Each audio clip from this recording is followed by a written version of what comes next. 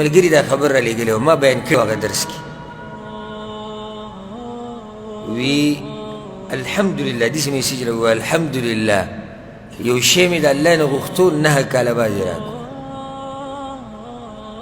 الحمدلله یو شی مې د الله نه غوښتو څو کاله بعد 9 کاله بعد اوس هم خوشحاله هسې ما دا سوچ کوم چې را میسیج وکړو ما دا لوی ایمان دی چې 9 کاله ته مسلسل دعاګانې کولې د دې شي لپاره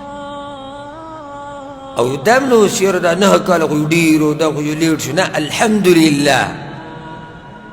د الله شکر دی وي 9 کاله بعد دماغه کار الله وکړو 9 کاله زه دا ویم شرطین ته 2 ورځې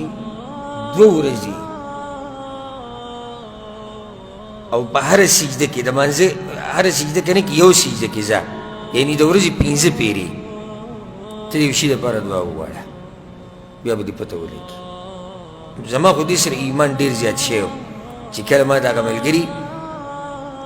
سعودی دی د دې ملک دی او موږ سره په مجموعه کې دی او ډېر تکړه عالم دی نو دا خبره چې کله وکړه نو زما والله ورسره ایمان ډېر زیات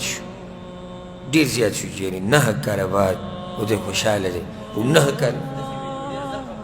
او زر قبوله شو الحمدلله وی زر قبوله شو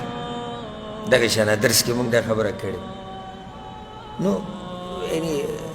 زمونږ دعاګانې موږ څومره وخته پورې کړي